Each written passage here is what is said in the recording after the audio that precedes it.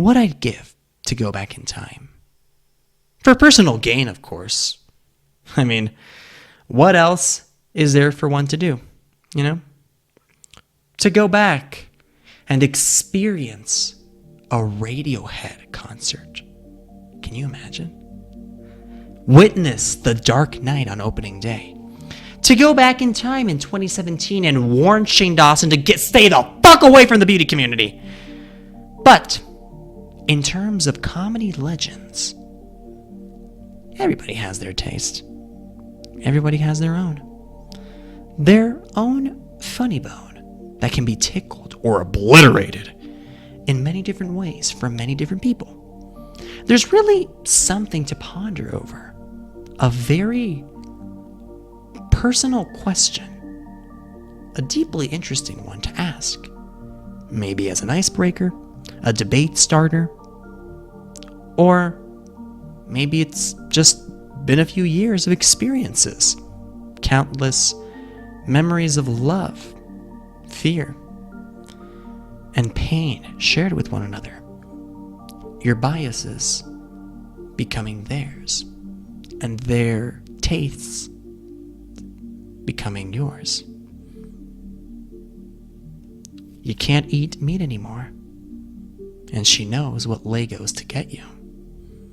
But love never truly lasts. It can evolve into something new and beautiful and fresh, or patiently wane and stall as fatigue wraps over what was once comfort and passion, now leaving you with an aching, hollow sense of no more surprises, no more questions to ask. Maybe until tonight. As you turn me off with your finger and you let the phone clatter on your countertop, the raspy texture of your comforting, grazing comforter as it leaches and glances across your skin as you lean into your loved one's ear to gently pull their hair back behind their ear. You feel their hairs across your own arm hair, brushing and combing your own, as your lips graze over their ear in an attempt to finally ask something, to know something else, anything else, just to be surprised, for once, as it has been years after all. Hey honey, who's your favorite comedian? That answer I'm willing to share with you tonight, folks. Who's my favorite comedian? Who's Robert's favorite comedian? You probably already read the title and saw the thumbnail. I'll try to make it as engaging to you as I possibly can. I'll try and make you understand what I still quite don't. To hear him speak, what I'd give. To hear him talk in front of me. Not by a couple of inches, but just seeing him on stage. That would have been something. To hear him, not from a speaker, to see him occupy my sight, to save some money and buy a ticket to a show, that would have been something else. George Carlin was certainly one of them. One of those who just had it, you know? We live in an ironically funny time for comedians, or activists of their respective sides masqueraded as figures of escapism. Those able and willing to navigate the treacherous tightrope of comedy. And how sensible and desensitized we've become is a minefield or a pot of gold, depending on the comedian's perspective of things. Maybe depending on how they're feeling. Maybe they're feeling on tackling our emotions. Or more appropriately, how much of our own common sense we forget to apply to the human language. George Carlin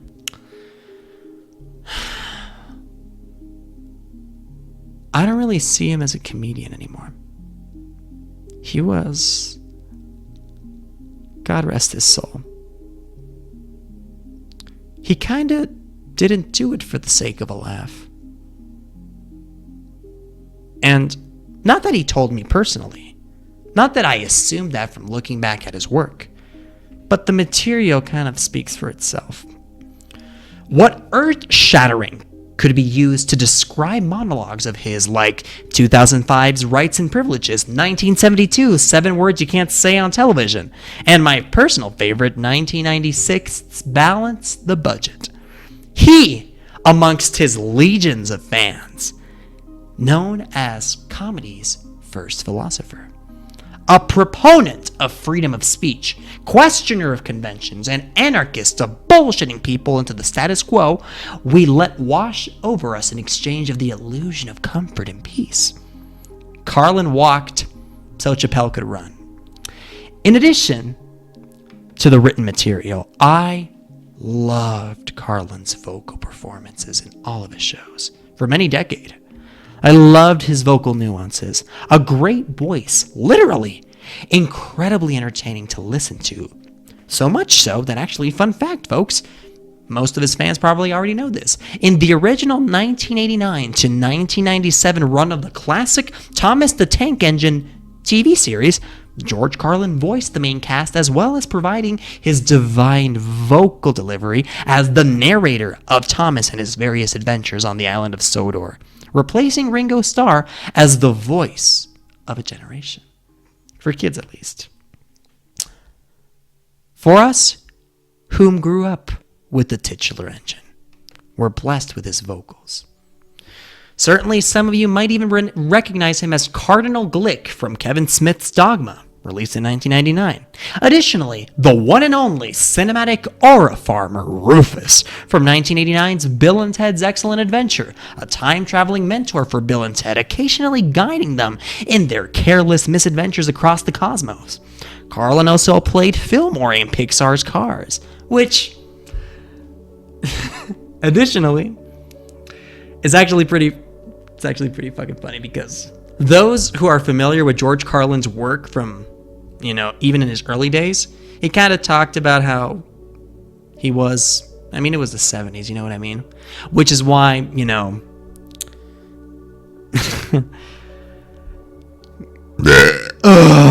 hippie Volkswagen vehicle. I was waiting to burp for like the entire hour that this episode started, guys. I'm so sorry.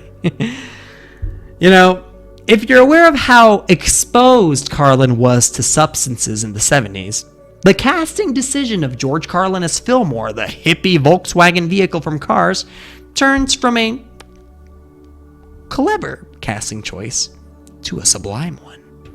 To conclude my illiterate BJ session on the dead comedians who's been pretty much dead for 17 years now, why not conclude? I have to, try to rewrite these stupid scripts that I make because there's a lot of typos. I'm so sorry, folks.